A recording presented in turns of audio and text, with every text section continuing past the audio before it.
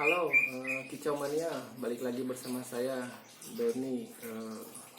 Mungkin kali ini kita akan membahas sedikit tentang kenari ya, khusus buat kenari mania. Bagaimana menyiapkan kenari untuk lomba ya. Ada beberapa hal yang harus diperhatikan sebelum kita terjun untuk mengikuti lomba kenari ya.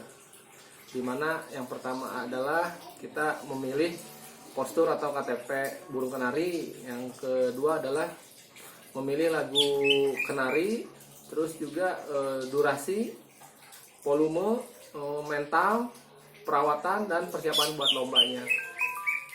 Hal yang pertama yaitu buat untuk para pemula sih, saya saranin juga sebelum membeli, kita pastikan dulu kita mau bermain kenari standar kecil atau standar besar, karena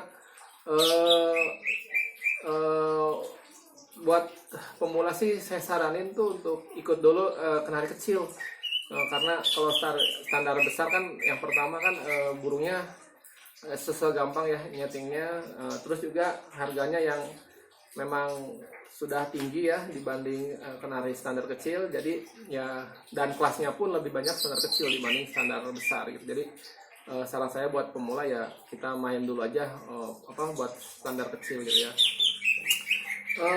Saya sih untuk membeli burung kenari sih lebih senang yang berjenis AF ya, karena AF itu di atas standar kecil atau kalitan, tapi tidak besar-besar juga. Jadi kalau pas lah kalau di gantangan tuh nggak terlalu kecil gitu bodinya, jadi enak lah kalau buat dilihat. Biasanya kalau jenisnya AF buat main untuk standar kecil dibanding kalitan kan. Kalau kadang-kadang kan kalau buat di gantangan kalau terlalu kecil juga juri juga kurang kelihatan gitu ya. Tapi kalau yang seri-seri AF biasanya pas lah, nggak terlalu dibilang buat standar besar juga gitu kan, pas. Apalagi ada terah-terah SF-nya, jadi kita juga harus tahu kalau membeli burung itu intinya sih jangan sampai, kadang-kadang kita juga nggak tahu ya itu kalau nanya ke penjual gitu kan, itu terah apa gitu. Kadang-kadang tiap daerah juga suka mengartikan seri itu berbeda-beda gitu. Jadi mudah-mudahan sih kita cari yang kira-kira yang pas aja gitu bodinya buat lomba. Yang kedua adalah lagu ya, lagu burung. Memang kalau kita beli bahan ya mau nggak mau itu kita harus melalui proses mastering gitu kan, biar burung bahan ketika jadi ya dia punya lagu yang enak gitu kan, kayak cengkok-cengkok blackthroat atau lagu-lagu burung-burung import atau hybrid itu kan sangat bagus gitu ya kalau dari bahan. Tapi kalau sudah jadi ya mau nggak mau ya kita harus nyari yang cengkoknya enak gitu kan. Banyak ketika kita beli burung tuh misalkan jangan membeli burung kenari yang terlalu banyak ngeblendernya gitu kan, gitu lebih bagus itu nyari yang bukaan mulutnya lebih banyak, dan itu pasti dia ngeluarin cengkok gitu kan. Jadi kadang-kadang dalam durasi pembawaan lagu sekali bunyi itu dia nggak monoton gitu, jadi lagunya selalu berganti-ganti, bervariasi, dan banyak bukaan dan cengkoknya itu lebih enak gitu buat burung kenari. Yang berikutnya itu durasi ya. Nah itu dalam perlombaan burung gitu di Latber, Latpres atau internasional tuh durasi itu kalau menurut saya itu nomor satu ya. Karena apa? Karena semakin durasi itu panjang, biasanya tuh juri itu akan selalu mantau dan akan membanding-banding dengan burung lain itu ya. Ketika durasi kita belum putus-putus ya biasanya itu udah nilai sangat plus banget gitu kan kalau buat pemain kenari gitu kan. Saya sih dulu pernah punya burung yang rata-rata tuh di atas 50 up gitu kan. Jadi ketika burung kita membawakan satu lagu gitu kan belum beres, tapi musuh kita sudah membawakan 2 sampai 3 lagu putus gitu, ya biasanya tuh menjadi nilai plus gitu kan.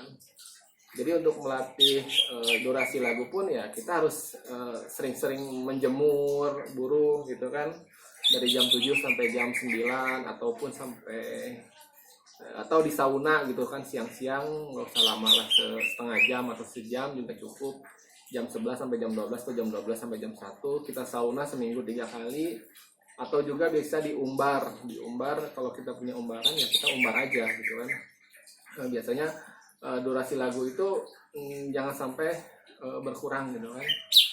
Walaupun sebenarnya durasi lagu itu ya termasuk bakat burung juga ya, ada yang mau diapa-apain pun ya durasinya mentok, nggak akan bisa panjang gitu kan. Tapi kita bisa memaksimalkan durasi lagu gitu, jangan sampai juga burung kita birahi. Biasanya kalau burung birahi itu durasi jadi berkurang gitu kan, pendek-pendek, yang tadinya cuma bisa 30-40 bisa ya, ketika birahi datang ya bisa cuma 15-20 ya. Memang itu menjadi PR banget ya, tapi ya sebisa mungkin burung ya jangan sampai birahi gitu kan. Nah, yang ngobatinnya ya banyak sih cara untuk menurunkan birahi, ya bisa jangan dijemur dulu, atau misalkan IF-nya diturunin dulu, atau dikawinkan, atau di track terus di sehariannya, di track dengan burung biar birahinya turun gitu kan. Jadi kalau birahinya aman ya insya Allah sih durasinya pun akan terjaga gitu kan. Yang berikutnya itu adalah volume ya. Memang volume juga sama dengan durasi, itu bakat burung juga gitu kan. Kita kadang-kadang ya susah gitu kan, kalau burung sudah volumenya segitu ya kadang-kadang ya segitu, paling pun kalau dimaksimalkan ya pertambahnya sedikit ya, nggak terlalu yang signifikan bakal jadi volume apa. Tapi intinya sih kalau buat lomba sih yang penting kedengar aja lah sama juri gitu. Ada beberapa cengkok yang memang juri itu lebih senang lagu biasanya yang ngayun gitu kan, jadi volumenya itu naik turun gitu, nggak yang terus kenceng gitu kan. Kadang-kadang juga kalau yang kenceng terus juga napasnya ya cepat habis gitu kan. Durasinya juga paling cuman 15-25 gitu kan, nggak bisa lebih kalau volumenya kayak kenceng banget gitu. Jadi ya pastikan ya kalau volume ya pembawaan lagunya ya cari yang ngayun gitu kan, ada temponya ya enak lah gitu buat didengar, ada tingginya, ada turunnya, rendahnya gitu kan. Jadi ya enak lah dibuat didengar gitu kan. Intinya kalaupun kita mau suatu saat volume burung menurun, biasanya ya kita balik lagi seperti durasi tadi gitu kan, harus rajin jemur gitu kan, umbar jemur ya nggak usah lama-lama lah, kasihan juga. Burung kenari kan bukan tipe yang senang panas juga gitu kan. Intinya sih kalau volume itu memang kalau kita pengen yang salah satu faktor yang mempengaruhi nilai juga, tapi ya menurut saya sih enggak yang menjadi utama ya. Intinya lagu lah dan durasi kerja. Tapi jangan juga nyari yang volumenya tipis juga, biasanya kan nggak akan kedengaran juga sama juri gitu kan. Yang minimal pas lah dengan durasi yang panjang juga gitu. Yang berikutnya itu gaya gitu kan. Ketika kita nyari burung kan, kalau penari itu banyak ya gayanya. Ada yang ada yang bunyinya tegak berdiri gitu kan, ada yang agak sedang gitu, ada yang doyong banget gitu kan. Dan kalau saya sih jujur lebih senang yang gayanya doyong gitu kan. Karena apalagi dengan gaya yang melengkung gitu kan, seperti SF gitu kan, terah-terah SF kan melengkung. Tapi lebih bagus sih cari yang agak lebih rebah gitu kan. Goyangnya pun ya cari yang enggak yang terlalu ekstrim juga lah, yang penting enak lah. Burung itu kan kalau goyang tuh ada yang cuman kepalanya doang gitu kan, ada yang plus badan gitu kan, apalagi doyongnya full badan gitu kan. Itu menurut saya tuh nilai plus banget lah kalau udah doyong plus banting-bantingnya juga enggak yang terlalu ekstrim, ya enak lah, pas gitu kan. Biasanya biasanya menjadi nilai plus juga. Makanya kita cari burung yang punya gaya yang enak lah buat kira-kira main di latbar sampai event nasional. Biasanya kalau burung sudah punya gaya itu kan menjadi nilai plus gitu. Yang berikutnya ya tinggal mengasah mental burung itu sendiri gitu kan. Kita kalau kita beli burung bahan ya kita harus rajin-rajin juga melatih burung di latbaran gitu kan, biar tahu setelan yang pas buat burung itu sendiri gitu. Kadang juga kalaupun kita punya uang ya kita tinggal beli burung juara aja, tapi kan kalau kita nggak punya dana buat beli burung juara ya makanya kita bisa beli burung bahan gitu kan, dan bisa menjadi burung juara. Walaupun sebenarnya yang mahal itu ya settingan sih sebenarnya, karena kalau kenari itu ya kalau sudah ketemu settingan yang pas biasanya ya itu bakal bisa dipakai terus-terusan gitu kan. Ya berarti cocoknya ya seperti itu gitu, dan itulah yang menjadi kenari ya jadi mahal gitu kan. Untuk perawatan sih saya rasa tiap kenari ya beda-beda ya. Kalau untuk perawatan sehari-hari ada yang kita pahami aja dulu, ini burung yang pasti sih kalau embun udah pasti ya tiap pagi diembun. Mandi ya pahami aja burung senangnya mandinya berapa kali sehari. Terus untuk sayur pun lebih lahap yang mana gitu kan untuk hariannya. Standarnya sih ya paling sawi gitu kan, sawi, jagung, pakcoy, mungkin itu sih untuk kenari ya, sosin gitu kan. Tiap burung sih biasanya beda-beda ya untuk. Terus juga dalam pemilihan biji-bijian juga kadang-kadang ada yang senang settingannya tinggi gitu kan, kayak pakai Belgi, gold coin, atau pakai settingan rendah Vitamix, ataupun kilauan campur gitu kan. Ya intinya kita pahami dulu aja burung itu senangnya pakai apa gitu kan. Untuk persiapan lomba sih biasanya kalau kenari ini yang menjadi hal penting. Ada yang memang disetting dari H-2, ada yang disetting H-1. Jadi burung ketika kita mau dibawa ke latbaran atau lomba ya minimal dari H-2 sih menurut saya burung udah disiapkan, diistirahatkan, dan sudah disetting dengan pakan IF-nya atau sel-selannya supaya nanti pas hari H-nya ya tampil maksimal ya burungnya. Pastikan juga kondisi burung juga dalam keadaan yang fit ya,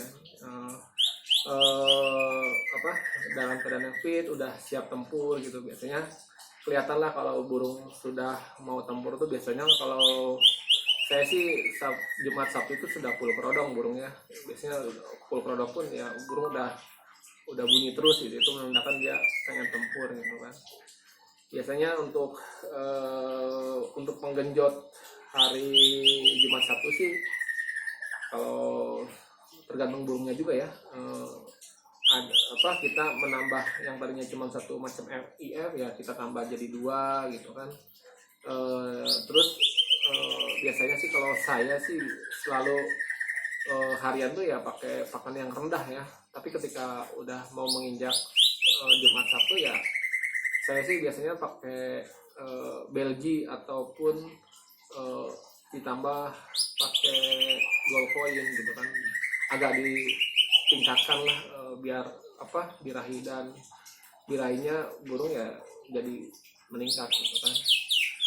Juga pas hari H juga kita tambahkan sih, saya biasanya kalau hari H itu tergantung ya burung tuh, ada yang memang pas hari H itu ada yang senang mandi pagi-paginya, walaupun senang mandi ya mandikan aja pakai cukup gitu kan.